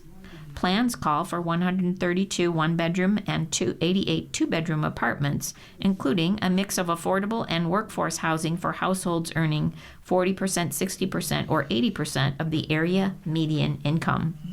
It would also include 21,000 square feet of commercial space and 161 parking spaces. That would more than double the size of McCarley, which has 150 townhome units that were previously renovated and reconstructed. The medical campus has repeatedly objected to the street plan, raising one issue after another in multiple lawsuits over the last 4 years. It claims that it has no objection to the affordable housing, but that the rerouting would significantly and detrimentally affect traffic patterns around BNMC's property and the nearby properties of its member institutions. We support affordable housing around the medical campus, Enstis said. There are 3 excellent recently completed projects and one underway supplying similar housing around the campus. Our opposition reflects the desire to preserve the medical campus's ability to develop parcels it currently owns, a commitment to preserving public park space, and appropriate traffic flow. While it won 2 decisions on technical grounds because of improper public notice by the Buffalo Planning Board, it did not win on the merits of its arguments that the panel violated the State Environmental Quality Review Act when it issued a negative declaration of environmental impact. A state judge ruled against the medical campus in May, although it is now under appeal. Meanwhile, the Planning Board gave final approval to the project in late July. Now, medical campus officials are trying a new tactic. One of the arguments that the campus made in July was that the developers didn't own the street or have complete site control of the property, so the planning board could not properly approve the project. That didn't sway the planning board, prompting more legal action by the medical campus. Since then, the developers negotiated the deal with the city to purchase the city-owned commercial vacant land located at 685 Ellicott, which includes the street. But the campus says that under the city charter, a vote to discontinue a city street requires a study report and recommendation by the planning board, which did not occur. Since no such documentation was included in the council's meeting agenda packet in advance of the meeting. It also questioned whether the city's appraisal review board had conducted a review and report of the appraisal of the city-owned parcel, since no report was submitted. Nor had the council taken other required procedural steps prior to discontinuing a street, the lawsuit claims. Alternatively, it said if such steps did occur, then the council violated the state open meetings law by not including them or any proposed transaction documents for public review at least 24 hours in advance. BNMC said it warned the council of these issues, but the council still acted, and without a public hearing or public comments, according to the lawsuit. The medical campus also still objects to the loss of a 30-foot wide section of the Linear Park, a 3,000-foot long green space that runs north to south through the campus along Ellicott. The park was created in 2013 as an $8 million collaboration between the medical campus, its member organizations, and the city. But it is located on both private and city-owned land, including land granted by St. John through an easement that can legally and has been revoked. And you are listening to a reading of today's Buffalo News on your Niagara Frontier radio reading service, and the time is 17 minutes past the hour. And moving over to the sports section, upon further review, Bills' wide receiver room has been severely thinned out by injuries. Less than a month ago, the Buffalo Bills went into Week 16 game against the Cleveland Browns with 7 wide receivers on their 53-man roster. They started Sunday's 27-24 playoff win against the Jacksonville Jaguars with 5. But the number of healthy receivers was reduced to 4 when Gabe Davis left the lineup in the fourth quarter because of a left knee injury. Davis was on crutches in the locker room after the game, and he is out for the season. That follows Joshua Palmer being placed on IR Saturday, ending his season. That leaves the Bills in a tough spot with a quick turnaround to Saturday's divisional playoff game against the top-seeded Denver Broncos. You go into every season and you're hoping and praying that there's no adversity, but we've all been around this long enough to know there's going to be adversity. It's just a matter in what form it comes and how big it is, Bills coach Sean McDermott said on Sunday. Right now, it's coming in the form of healthy wide receivers. Davis tore the ACL in his left knee, McDermott announced Monday afternoon, meaning his season is over. That leaves Khalil Shakir, Brandon Cooks, Tyrell Shavers, and Keon Coleman at the position. Shavers suffered a knee injury that required a trip to the locker room Sunday, but he was able to finish the game. It's tough. Obviously, Josh on IR and seeing what happened with Gabe, two guys who mean so much to our football team, our room, Cook said.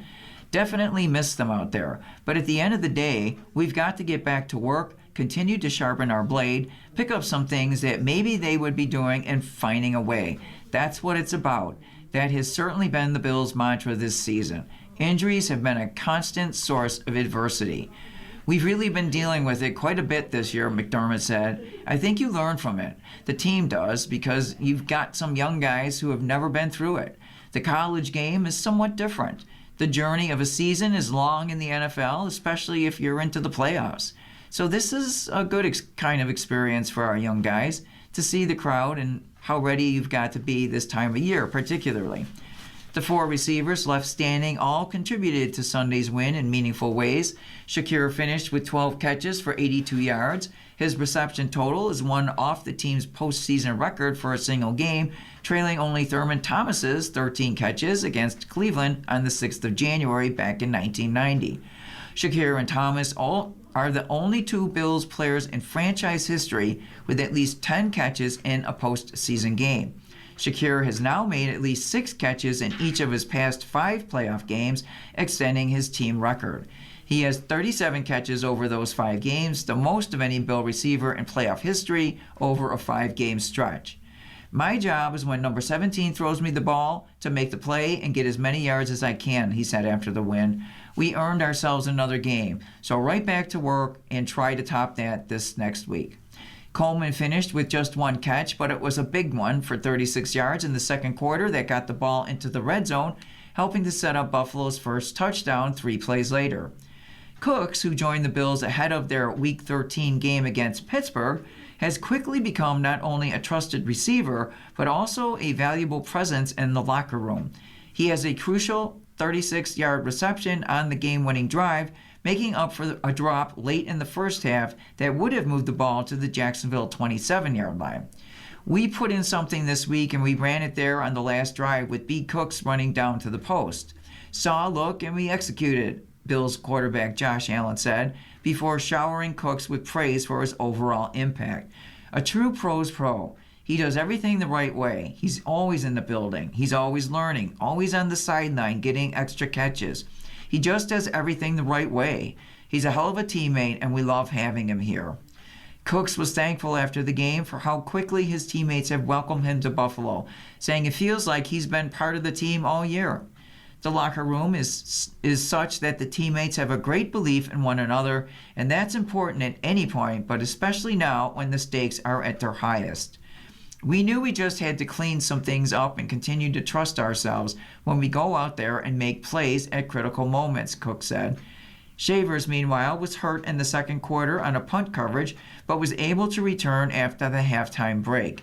His role on offense has primarily been as a blocker, but there is a chance it expands against the Broncos given the injuries. It remains to be seen what the Bills do at that position. They have 2 receivers on the practice squad, Mecole Hardman Jr. and Steven Gosnell, although Hardman was signed primarily for his ability as a punt returner. Gosnell, nicknamed White Steve by his teammates, is a rookie undrafted free agent who has never played an NFL snap. Our mentality is just to keep going no matter what happens, Shakir said. Next man up, if that's needed. Just keep putting one foot in front of the other. We say don't blink as well. No matter what happens, keep executing. Okay, and the NFL draft is set to score big for Buffalo. With the June 26-27 event, the aim is to become the center of the hockey universe. The Buffalo Sabres continue to have dialogue with the NHL about hosting a Stadium Series game outdoors at New Highmark Stadium in February or March of 2028. Those talks are far from finalized, but during some of those discussions in recent weeks came a new question from the league. how about hosting this year's drafts? We've been in constant contact with the league relative to any NHL event or opportunity that's available, letting them know that we would be interested, Pete Gelly, Chief Operating Officer of the Sabres and Bills, said Monday. When they reached out on this to ask, we said absolutely. That started the conversation, and it escalated quickly. The result was Monday night's news conference in KeyBank Center featuring NHL Commissioner Gary Bettman, Sabres owner Terry Pegula, and Gooley.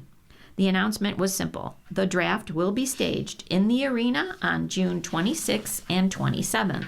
The Buffalo News first reported last week that the draft will be returning to the city for the first time in 10 years, following a tweet from ESPN announcer John Buccigross that implied that information.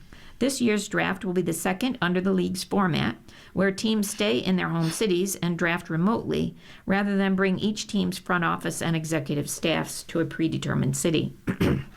There won't be the gobs of team officials and media here like there were for the previous drafts, which occurred in 91, in 98, and in 2016. But more than 90 of the top prospects are expected to be on hand. There will still be a couple hundred reporters around, and the league thinks the entire event will ring up an estimated 1,800 hotel nights. The proceedings will be broadcast nationally on both sides of the border. The NHL is moving back into an arena setting after staging last year's event in the Peacock Theater in Los Angeles. This is the first time they've awarded it to a team and arena, so we're really proud to do it, Gooley said prior to the news conference and the Sabres game against the Florida Panthers. One of the things that really excited us about this is that was a high-level production that they did last year in LA. To have KeyBank Center and Buffalo be at the center of that kind of an operation, it's really, really appealing. The draft lottery, which determines the order in which teams select in the draft, is expected to be held in early May. Penn State wing Gavin McKenna is considered to be the top prospect and the potential number one pick in the 7-round draft. The Sabres selected defenseman Radim Murka of the Western Hockey League's Seattle Thunderbirds at number 9 of the 2025 NHL draft.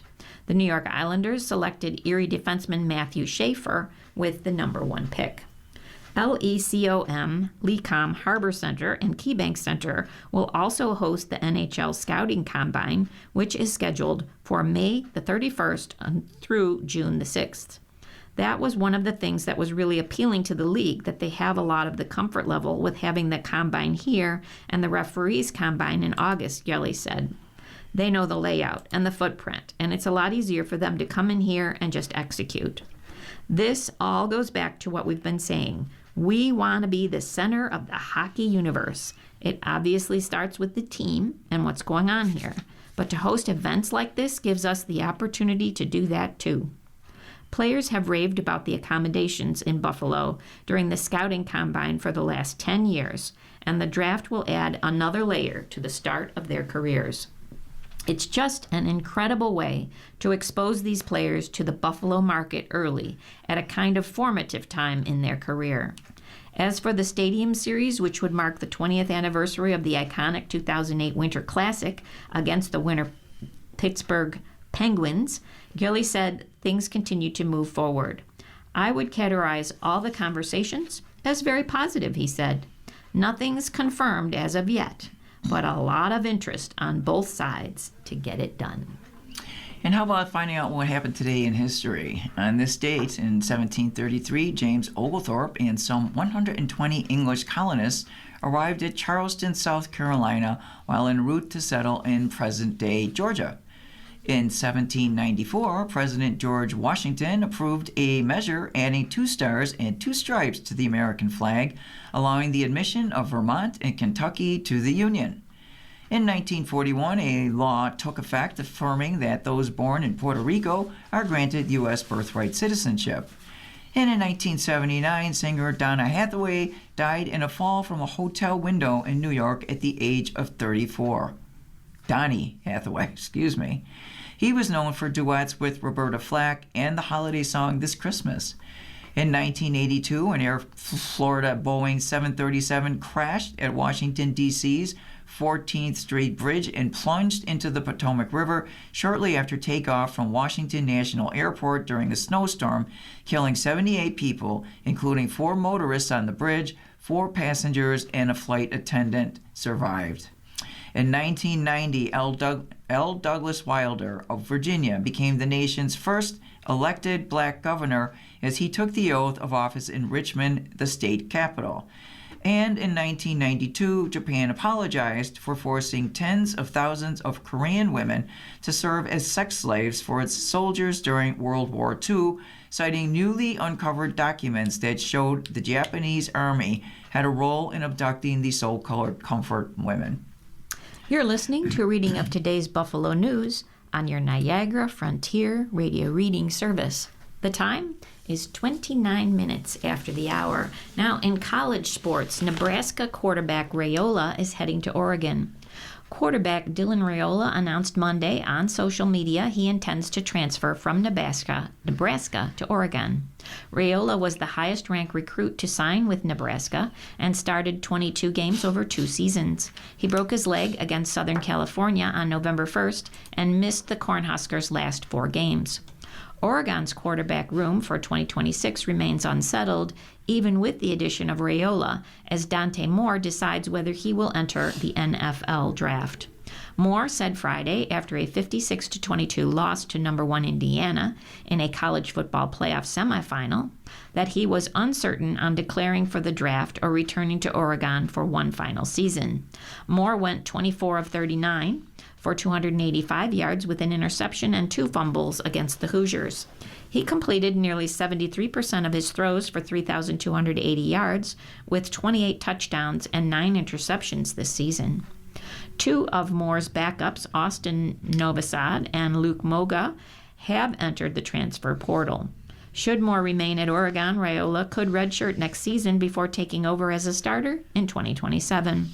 Raiola completed 72.4% of his passes for 2,000 yards and 18 touchdowns in 9 games this season. In his freshman year in 2024, he threw for 2,819 yards with 13 touchdowns and 11 interceptions. Bowling Green running back heads to Iowa State. Bowling Green running back Cameron Petaway is transferring to Iowa State, his agency Young Buck Sports Management announced on Monday. Petaway will enter ISU as a redshirt sophomore. He is from Farmington Hills, Michigan, and is listed at 5'10" and 170 pounds. In 2025, Petaway earned MAC Freshman of the Year honors and first-team All-Conference honors at kickoff return. He totaled 365 rushing yards and 396 kickoff return yards, including a 98-yard return touchdown against Lafayette. Petaway joins former Oregon State running back Salahid Allah as ISU's 2 running back additions through the transfer portal. The Cyclones lost running backs Carson Hansen, Abu Sama, and Dylan Lee to the portal. BB ready for a new start at Virginia. When Virginia inquired with running back Solomon Beebe about him potentially continuing his career with the Cavaliers, he turned to a trusted former teammate. Beebe said one of the first people he met during his freshman year at UAB was then Blazers center Brady Wilson. After 3 years as a starter with UAB, Wilson spent this past season as a graduate transferred with the Hoos and was the anchor in the middle of their offensive line. He told me that UVA was great and that I'd love it there, Beebe told the Daily Progress. So I went into it with an open mind when I went on my visit, and then one thing led to another, and I'm going there. Beebe committed to UVA late on Friday night on the heels of his trip to Charlottesville. Even though Wilson is out of eligibility, Beebe said the Cavaliers' core of returning offensive linemen played a role in his decision to transfer to UVA. Left tackle Mikhail Boley, left guard Noah Josie, and right guard Drake Metcalf have all agreed to come back to the Hoos for the 2026 campaign after helping paving the way for 1,000-yard rusher Jamari Taylor this past season. That really sold me because what I value most on offense is some good O-linemen, Beebe said. He also is excited about the various ways that the Cavaliers plan to use him. According to BB, during meetings with UVA coaches, running backs coach Keith Gator showed BB how his wide range of skills could fit into the Who's scheme. I could envision myself pretty clearly in their offense, BB said. This past fall for the Blazers, he was a do-it-all threat. His 1,222 all-purpose yards were 6th most in the American Conference and 42nd most in all of FBS. BB rushed for 338 yards and 6 touchdowns while averaging 6 yards per carry. He was the UAB's third leading receiver while recording 31 receptions for 284 yards. He can line up in the backfield, in the slot, or out wide. And a little interlude from the sports. Let's see what people are asking Eric. Dear Eric, what is the kindest way to end friendships? In the past, I have prided myself on being a good, loyal friend and therefore have friendships that last a very long time, some spanning decades now. However, through therapy, I have become more in tune with how I feel when I'm around people. I have a few friends with whom I consistently leave our interactions feeling drained and anxious. The primary reason I leave feeling bad is that these friends will often speak poorly of other people, so I am always wondering what they're saying about me behind my back. But more than that, I realize I also just don't have strong friendship chemistry with them, despite knowing them for a long time. All of this contrasts with other long-term friendships I have where I eagerly anticipate our get-togethers and we spend the whole time either laughing or having meaningful conversations. I leave those interactions feeling seen and rejuvenated. My time is more limited these days and I really want to spend my energy on my family and relationships that bring joy and no judgment. More plainly, I just don't want to continue these other friendships right now. My issue is that I feel horribly guilty about this. These friends continue to reach out to invite me to events, dinners, and one-on-one get-togethers. I've scaled back saying yes to the point where I can tell they're a little confused and possibly hurt. Eric, these are people who I've been through a lot of significant life events with. Weddings, breakups, deaths in the family, births of our children. They're not bad people, and I feel like I'm not doing right by them to just continue quietly slipping away. But what could I say that wouldn't just make this situation more harmful? Signed, End of Friendship. Dear Friendship, the hard truth is that a friendship breakup is likely to hurt no matter what.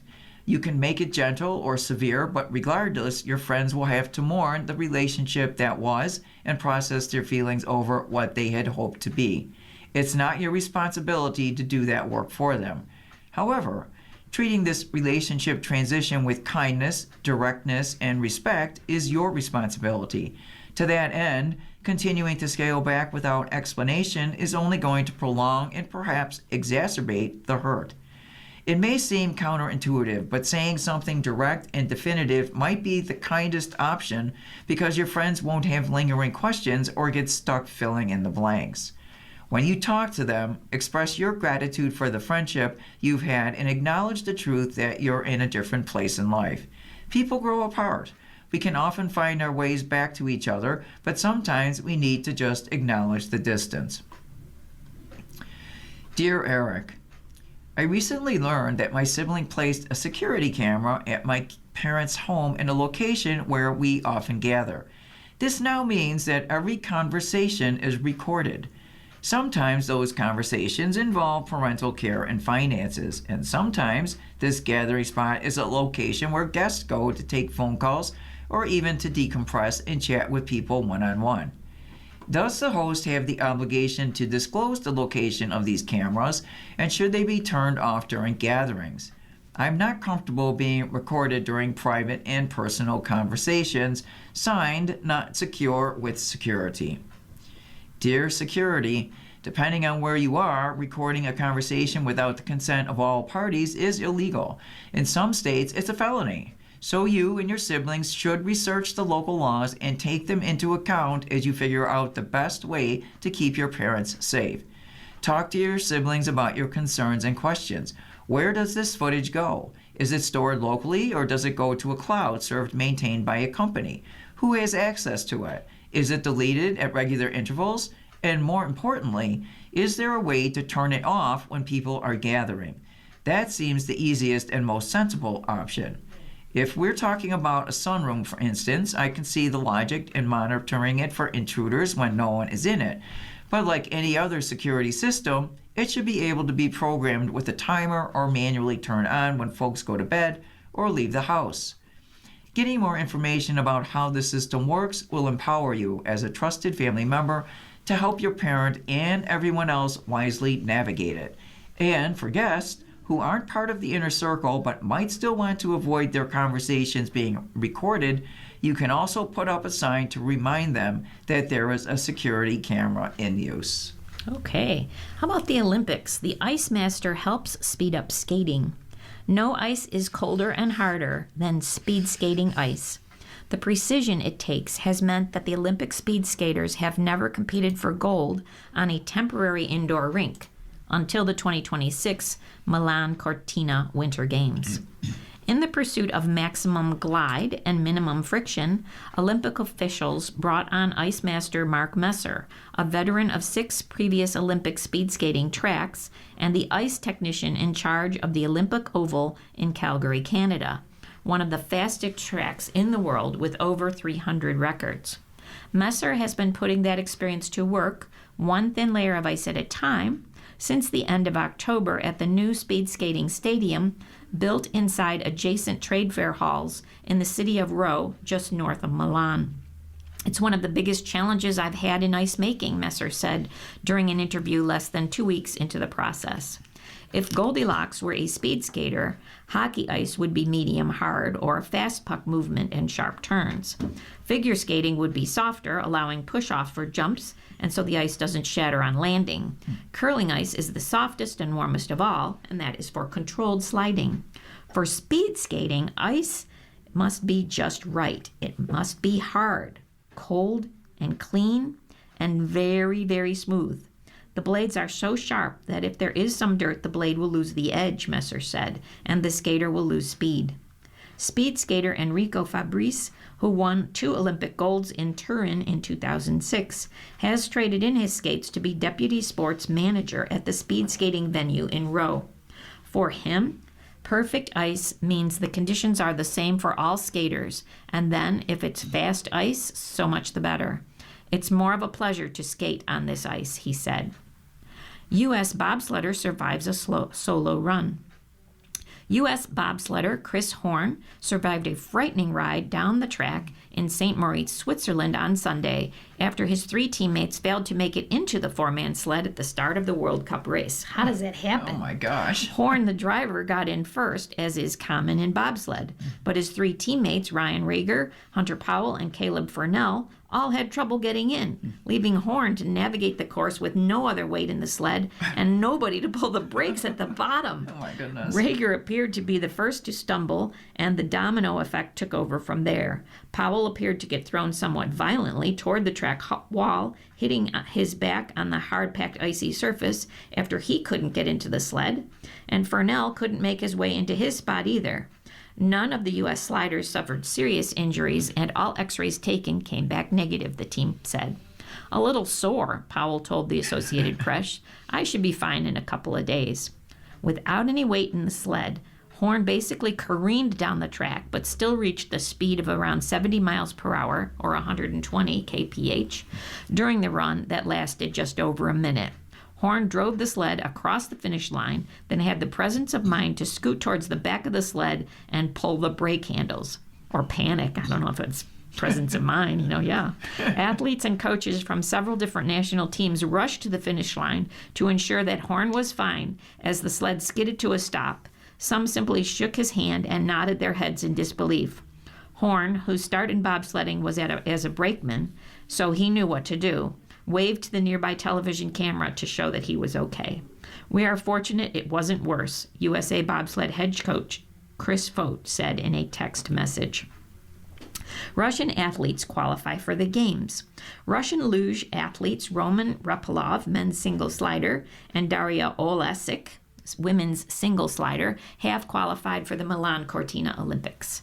They'll compete as neutral athletes because of sanctions against Russia following its 2022 invasion of Ukraine. The International Luge Federation announced the qualifiers on Monday. They will compete against Ukrainian sliders on the sport's biggest stage. The International Luge Federation announced the 78 singles and doubles sleds that have qualified for the Games. Germany and Austria qualified the maximum of 12 athlete spots and 9 sleds for the Olympics. Host Italy and the U.S. each had 11 athletes and 8 sleds qualify, while Ukraine and Latvia each had 10 sliders and 7 sleds make it to the Olympic fields. And a guard dies during a frigid shift. A guard at a construction site near 2026 Winter Olympic venue in the mountain resort of Cortina d'Ampezzo died during a frigid overnight shift, authorities confirmed on Saturday. Italy's infrastructure Minister Matteo Salvini called for a full investigation into the circumstances of the 55-year-old worker's death. Italian media reported that the death occurred on Thursday while the worker was on duty at a construction site near Cortina's ice arena. Temperatures that night plunged to minus 12 degrees Celsius or 10.4 degrees Fahrenheit. Milan Cortina organizers said that the worker died of a heart attack. The information we have is that it was a death by natural cause, it was a heart attack, and we are investigating. Andrea Varnier, CEO of Fondazione Milano Cortina 26, told reporters at a test event at the new hockey arena in Milan. And in some local news, the Town of Tonawanda police chief is slated to retire. Town of Tonawanda police chief James Stoffager will retire next month, the town announced Monday afternoon. Stoffager, who has served as the town's police chief since 2019, led the department through a tumultuous period last year that saw Tonawanda officials accuse members of the police union of engaging in an illegal strike. Union leaders called for Stoffager's ouster, accusing him of mismanaging the department, but Supervisor Joseph Eminger and the town board staunchly defended the chief. A statement issued Monday doesn't indicate how the town will proceed in selecting a replacement for Stoffager. Eminger told the Buffalo News the town has been preparing a succession plan and will have a new police chief in place following Stoffager's retirement on the 19th of February. Stoffager, who declined to comment for this article, joined the town police department as an officer in 1995 and worked his way through the ranks until becoming assistant police chief in early 2015. He was named acting police chief in August of 2019 when he replaced his embattled predecessor, Jerome Ushold III, whose tenure ended following the arrests of 4 officers and paramedics within 10 months. Stoffager was named to the job on a permanent basis in October of 2019. To the men and women of the Town of Tonawanda Police Department, it has been my privilege to serve with you. Your professionalism, dedication, and compassion for the people of this town inspire me every day, he wrote in his retirement letter. I am confident that you will continue to serve this community with the same excellence and integrity that have defined this department. Eminger and town board members have praised Stoffager, who served as a Marine, for his leadership during his time as chief. He oversaw the department during the COVID-19 pandemic as well as during a period of mandated police reforms. When the town board appointed him in 2019, we could not have appointed a better person to lead the department. He faced many challenges during his time as chief, but he never lost sight of his primary job, to serve and protect the residents and business owners of the town, Eminger said in the town statement. He also pushed to rename the recently renovated police and court complex on Sheridan Drive as the Frank H. Fonner Public Safety Building in honor of the only officer killed in the line of duty in the department's history. Stoffager said in the statement that a highlight of his tenure was the planning for the town's new ambulance corps. After some delay in the approval and recruiting process, the service is set to launch later this month. However, rank-and-file officers bristled at Stoffager's strict management approach. Matters came to a head 1 year ago when Stoffager brought disciplinary charges against a town police officer accused of mishandling drug evidence and lying to cover up when he had done. The officer, Berkram Singh, who later resigned, was fiercely supported by the union, the Town of Tonawanda Police Club, which argued the department had no evidence of wrongdoing. The town contends dozens of officers began an illegal ticket boycott January 15th one day after Singh was served with the departmental charges. Town officials said the job action lasted for 3 weeks and saw most of the department's 48 non-probationary officers taking part. Union leaders questioned the town's data and blamed other factors for the purported drop in tickets issued. The town board voted to pursue charges against the union and town police officers under the state's Taylor Law, which bars public employees from engaging in a strike. The vote came at a meeting attended by scores of off-duty officers and their supporters. Union members voted no confidence in Stoffanger in April and urged the town board to force out the chief, but he retained the board's full backing. The town and police union reached a settlement on the strike charge late last year that was approved by the State Public Employment Relations Board. The agreement barred the union from collecting dues from its members for 1 month, allowed the town to fine 44 town officers, and established a labor management review committee for the police department. Around and about news and notes, NASCAR is returning to 10-race chase. NASCAR's nearly 2-year study into an overhaul of its championship deciding format concluded Monday with the reveal that in 2026 the Stock Car Series will return to a 10-race version, closely resembling the very first iteration introduced 22 years ago. The system will return to a 10-race format consisting of the top 16 drivers in the regular season standings. There will be no driver eliminations every 3 races. Winning will be incentivized, and its name will return to The Chase. The driver with the most points at the November 8th finale at Homestead Miami Speedway will be the champion. The changes come amidst fan complaints to periodic tweaks over changes to the system that was largely unchanged from its 2004 introduction until 2013, when Jimmy Johnson won 6 of his record-tying 7 championships. Changes slowly followed, with eliminations, an expanded field, a win and guarantee, and finally winner-take-all season finale. Heeps is joining the NWSL's summit. Lindsay Heeps is coming home. The Women's World Cup winner is joining the National Women's Soccer League expansion Denver Summit this summer when her contract is up with the French club Lyon. Heeps is a native of Golden, Colorado, and made no secret of her interest in playing in her home state after the summit was announced as the league's 16th team back in January of 25. The club embarks on its first season this year.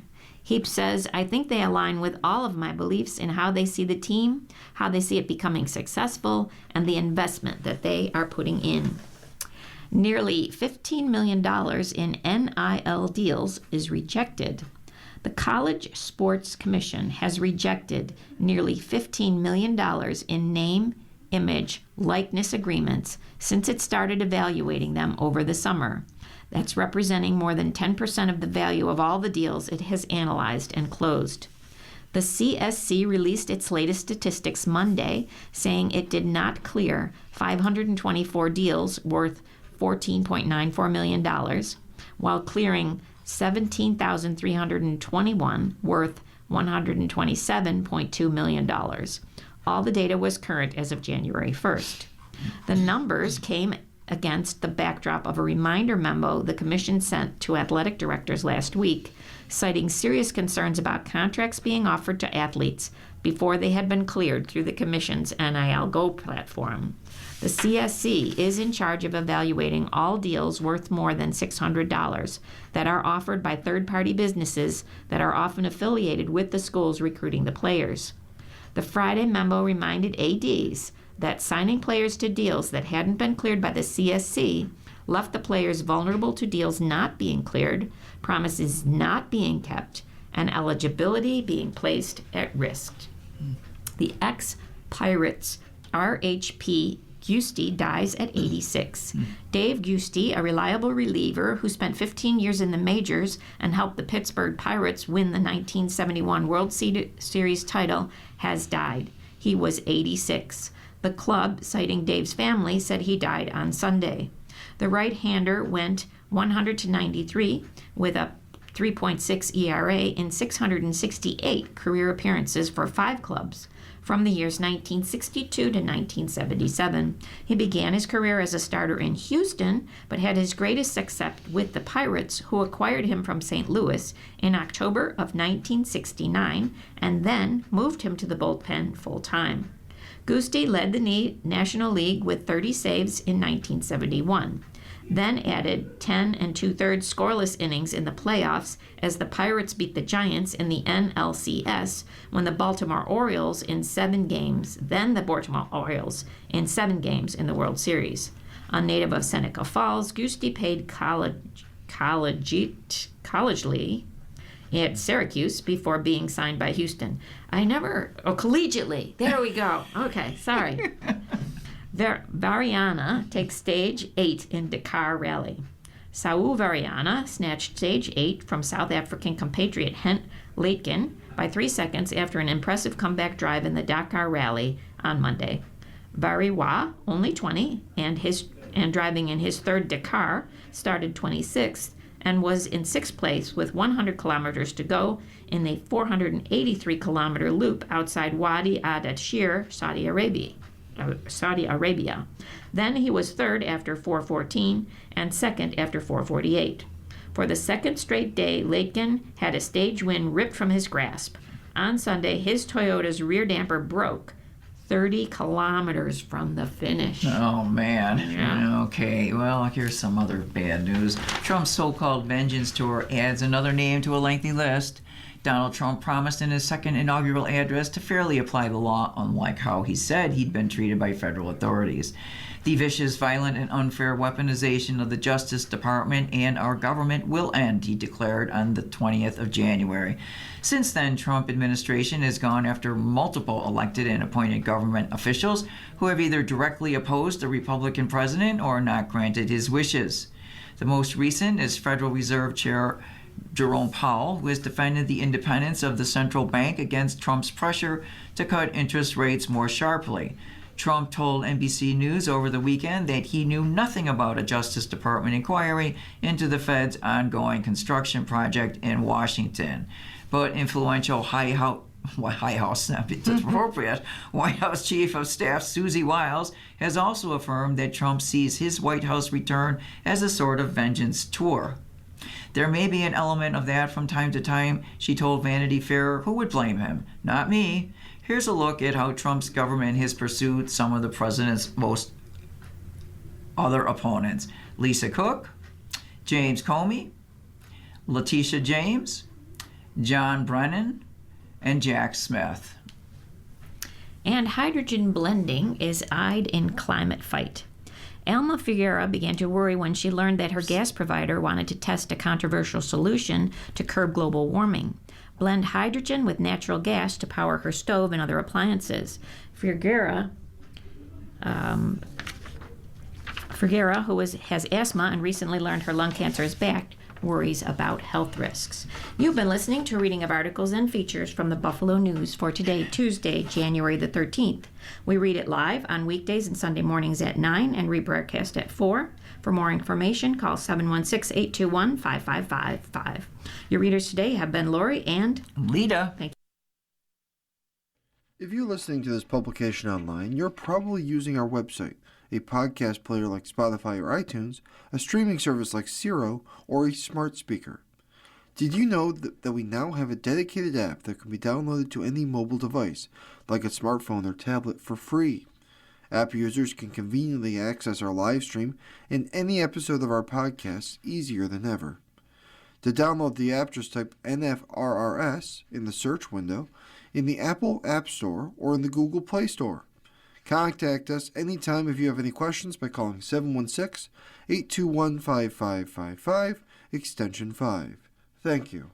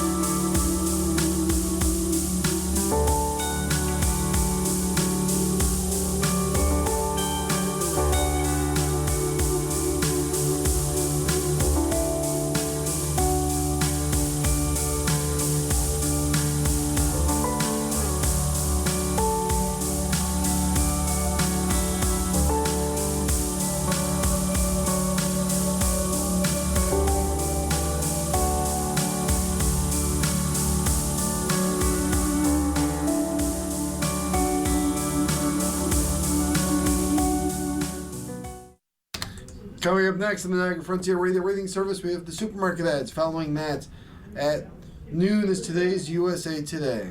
Stay with us for these readings and more.